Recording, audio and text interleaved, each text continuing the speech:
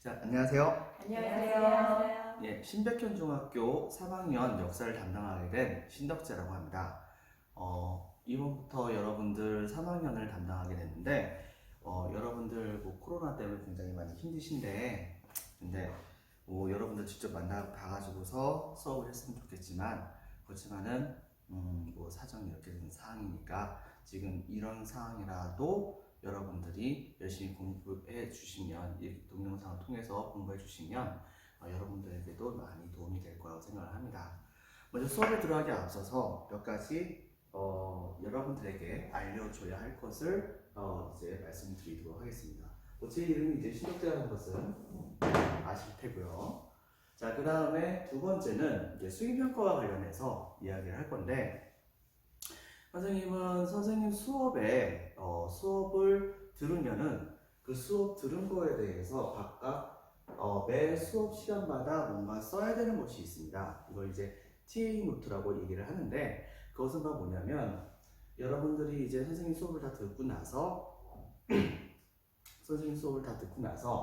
그리고 나서 여러분들이 그 학습했었던 내용하고 그 다음에 선생님이 중간에 여러분들에게 질문한 것이 있을 겁니다. 질문한 것을 그냥 생각하지 말고 그냥 적으세요.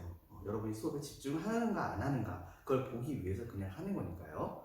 자, 그 다음에 세 번째는 뭐냐면 오늘 수업 들었던 내용에 대해서 여러분들이 이야기를 적어줘야 되는 겁니다. 가상의 인물로서 이야기를 여러분들이 만들어 가지고서 거기에 작성을 해주고, 네 번째의 항목에서는 오늘 수업 들었던 것에 대한 내용에 대해서 바로 여러분들이 소감문을 작성해 주는 것입니다. 이 소감문을 작성해 주는데, 이것을 여러분이 잘 작성을 해주면 나중에 선생님이 한꺼번에 걷어가지고서 여러분들이 잘 하고 있는지 안 하고 있는지 이것을 한번 확인을 해보도록 하겠습니다. 또한 이것이 만약에 여러분들이 잘 작성을 하지 못하게 된다고 한다면 수행평가까지 연계가 되니까 그걸 명심해서 여러분들 한번 잘 봐주기 바라고, 그리고 만약에 이쪽에 또 한 가지가 더 있는데, 여기에서 만약에 여러분들이 좀 잘 작성한 것이 있다고 한다면 그거에 대해서는 모든 학생들을 한 번 이상씩은 다 싹 다 볼 텐데, 거기에서 잘한 것은 선생님이 무작위로 해서 바로 가산점을 주도록 할 겁니다. 그거에 대한 자세한 사항은 나중에 이야기하도록 하겠습니다. 거기에 대해서 점수가 나온 것은 20%에 해당됩니다. 20%에 해당되는 점수를 줄 것이고, 두 번째는 역사인물 인터뷰인데, 수업 시간대에 배웠었던 그런 여러 가지 인터뷰 내용 중에서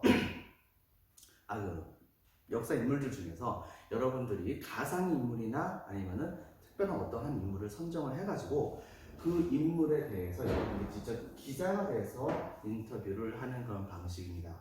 이것은 추후에 좀 더 자세한 사항을 이야기하도록 하겠습니다. 역시 역사 논술도 20%에 해당됩니다. 이것은 여러분들이 역사 수업에서 중요한 여러 가지 논쟁 사항 같은 것이 있으면은 논쟁 사항과 관련해가지고 선생님이 미리 여러분들이 주제 줄 겁니다. 한 일주일 정도 시간 주고 나서 거기에 생각을 하고 동시에 이제 이거에 대해서 여러분들이 이제 나와서 풀 것인데, 그때까지 코로나가 계속되면 안 되겠죠. 그러니까 그거 명심해서 여러분들이 이거에 대해서 대비를 해주기 바라고, 지필평가는 40%로서 전체 내용 수업했었던 내용 중에서 수업했었던 내용 중에서 바로 여러분들의 그 점수 같은 것을 객관식으로 평가를 할 것입니다. 그러니까 그 점 명심해서 반드시 궁금한 사항은 선생님에게 물어봐 주기 바랍니다. 여러분들에게 공지사항으로 선생님의 이메일 주소를 공개하니까 그걸 통해서 여러분들이 이야기해 주면 좋을 것 같습니다. 자, 그렇다고 한다면 이제 본격적으로 이제 수업으로 들어가도록 하겠습니다. 자, 여러분들은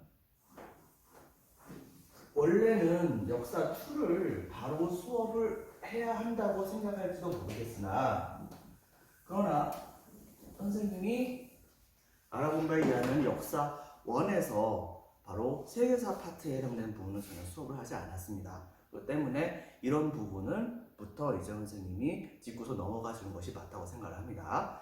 때문에 바로 이 부분에 대해서 이제 본격적으로 좀 이야기를 해야 될 텐데, 여러분들이 다 까먹었겠죠. 까먹었으니까 그러니까 그거에 대해서 간단하게 선생님이 설명을 좀 하겠습니다. 여러분 4대 문명 아시죠? 4대 문명 아시죠? 4대 문명 뭐가 있습니까? 뭐가 있을까요? 첫 번째 바로 메소포타미아 문명, 두 번째 인더스 문명, 세 번째 이집트 문명, 그리고 네 번째 중국 문명. 근데 이 중에서 가장 바로 관계가 여러분들의 숲하고 가장 관계가 있는 문명이 바로 어딜까요? 그것은 바로 중국 문명이겠죠. 그렇기 때문에 여러분들 교과서 182페이지를 보면 거기에 바로 나와 있는 그런 내용은 중국 문명부터 소개가 나와 있는데 그게 이유가 바로 그것 때문에 그런 것이라고 보면 될 겁니다. 그렇다면 구체적으로 한번 살펴볼까요? 여러분들 중국사에 들어가기에 앞서서 몇 가지 먼저 알아둬야 되는 것이 있습니다. 그것은 바로 뭐냐면 대략적인 지형이에요. 첫 번째는 바로 최초의 중국 문명이 시작됐다고 생각되어지는 지역이 있습니다. 거기가 바로 어디냐면 바로 황하 문명이라고 불리는 곳이죠. 황하 문명이라고도 불리기도 하는데 중국 문명이 바로 황하라고 하는 강 근처에서 문명이 처음 시작됐다고 여겨지기 때문입니다. 하지만 최근에 들어와서는 양쯔강 근처에서도 바로 문명의 흔적이 남았다고 합니다. 때문에 최근에 들어와서는 황하 지역과 양쯔강 지역 둘 다에서 지역에서 이제 중국 문명이 처음으로 시작됐다라고 하는 것이 있습니다. 그러므로 여러분들 그 점 명심해서 반드시 이 지명 정도는 기본적으로 알아주시기 바라고, 두 번째는 바로 뭐냐면 이쪽에 랴오어강이라고 하는 강이 흘러갑니다. 요하 혹은 랴오허강이라고 하는 강이 흘러가는데 이런 강 정도는 여러분들이 기본적인 지리적인 지식으로서 알고 있는 게 좋겠죠. 자, 그 다음에 이제 수업의 본격적인 내용에 대해서 들어가면 다음과 같이 이야기를 할 수가 있을 것 같습니다. 먼저 살펴볼게요.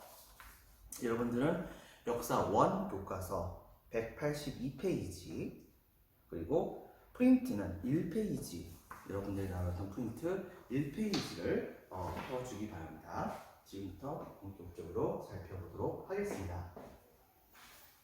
자, 첫 번째 1번 춘추 전국 시대에 큰 변화가 일어나다 해서 1번 주가 쇠퇴하고 춘추 전국 시대가 시작되다와 관련된 내용입니다. 자, 살펴볼까요? 중국 문명에서 여러분이 알고 있는 중국 역사상 최초의 나라는 어디입니까? 기억날까요? 거기는 바로 현재 역사에서 봤을 때 확실하게 인정되는 나라는 바로 상나라일 겁니다. 하지만 그 이전에도 문명의 흔적이 있었으니 중국 쪽에서의 설화를 따져보면 이런 얘기가 있어요. 우리나라로 따지면 단군왕검에 해당되는 사망오자라고 하는 존재들이 있었고 그 뒤를 이어서 하라고 하는 나라가 등장합니다.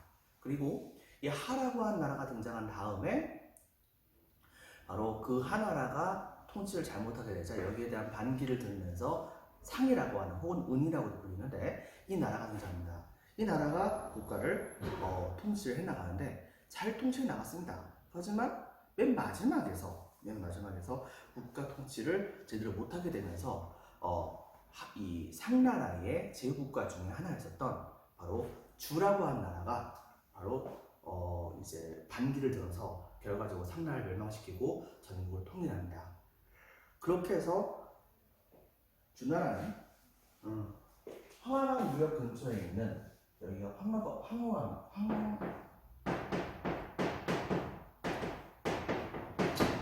황허강 유역인데요. 이 황허강 유역에서 처음으로 이 지역에 있던 모든 도시국가 같은 것을 전부 다 통일을 하고 그 영역을 이 남쪽 지역까지 전부 다 펼쳐나갔던 것으로 생각이 되었습니다. 그리고 이 주나라의 왕은, 주나라의 왕은 바로 각 지방을 통치하기가 너무 어려웠어요. 왜냐하면 이제 영토가 이렇게 넓었기 때문이죠.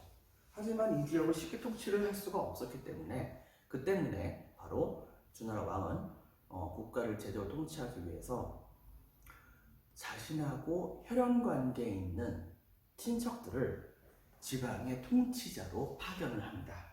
즉, 왕은 자신의 첫 번째 아들을 자신의 뒤를 이어나가는 왕으로서 임명을 하지만, 나머지 두 번째, 세 번째, 네 번째 아들들의 경우에는 각 다른 지역으로 파견을 해서, 그래서 이 지역에 제후라고 하는 그 지역의 작은 왕으로서 임명을 합니다. 작은 왕으로서 임명을 합니다. 그렇게 하고 만약에 왕이 위태로워졌을 때는 제후는 왕의 부하이긴 하지만 사실 지방의 작은 왕이잖아요. 그러니까 대립할 수도 있는 겁니다. 하지만 왕이 바로 자기의 본가집이라고 생각을 하기 때문에, 그렇기 때문에 이 왕을 도와줄 의무가 있는 것이고, 바로 그런 의무를 지키는 사람들만 제후로 임명해줬기 때문에 당시에 제후들은 왕이 위태로움에 빠지게 된다고 한다면 열심히 군대를 끌고 가가지고서 왕을 도와주겠죠. 하지만 왕이 제후보다 훨씬 더 세죠. 때문에 제후의 경우에도 만약에 위기에 이 제후가 빠졌을 경우에는 왕이 이 제후를 도와줍니다. 물론 매개체는 있습니다.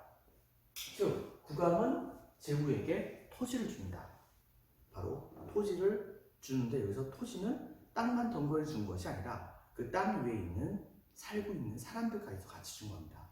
그리고 이 제후는 바로 그들까지 전부 다 통치를 하면서, 그러면서 바로 국왕에게 이 토지를 받고 그에 대한 대가로서 바로 군사적으로 충성을 하거나 아니면 다른 의미에서의 충성도 하고, 그리고 재물적인 측면에서는 조공이라고 하는 물품들을 갖다 바치기도 했었던 것이죠. 이렇게 해서 지방을 통치하는 제도를 일컬어서 우리는 봉건제라고 얘기합니다. 근데 문제가 생깁니다. 시간이 흘러갈수록 원래 이 왕과 제후는 혈연 관계로 맺어져 있었죠.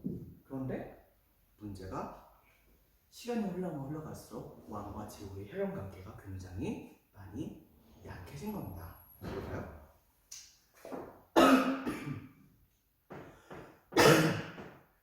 왕은 첫 번째 아들을 낳으면 그 밑에 또 다른 자식들을 낳겠죠. 이들도 이제 제후가 되는 겁니다.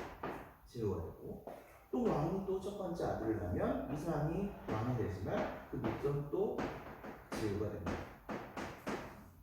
제후가 돼요. 그리고 이런 식으로 해가 제후의 경우에는 이 제후가 첫 번째 아들을 되면 제후의 자리를 이 첫 번째 아들이 이어주지만, 그 뒤를 이어서 또 다른 아들들이 있으면 이들의 경우에는 자기가 받는다 이렇게 많이 큰 건 아니니까 지방에 또 제후를 만들 수는 없잖아요. 그렇기 때문에 이 제후는 무엇을 했냐면 자기 나머지 아들들을 자기의 첫 번째 아들을 도와주는 그런 신하로서 만들어줍니다. 그에 대한 대가로서 특정 지역 한 마을 정도 이런 식으로 땅을 주기도 하죠. 그럼 이렇게 해가지고서 땅을 받은 사람들이 것을 우리는 뭐라고 부르냐면 경이라든가 대부라든가, 그 다음에 가장 낮은 사람은 사라고 부릅니다. 사라고 불려요. 자, 이렇게 해가지고서 이제 통치가 이어지고 있는데, 문제는 왕이 또 왕을 낳고 또 왕을 낳고 또 왕을 낳고, 제후도 또 제후가 되면서 이 후대에 봤을 때 이 왕과 이 제후는 과연 혈연 관계가 가까울까요? 혈연 관계가 가까울까요? 여러분 생각해 보세요. 여러분 중에서 김씨 있죠? 경주 김씨라고 칩시다. 경주 김씨가 많은데 이 경주 김씨들 여러분들 중에서 한번 내가 무슨 성씨인지 찾아보세요.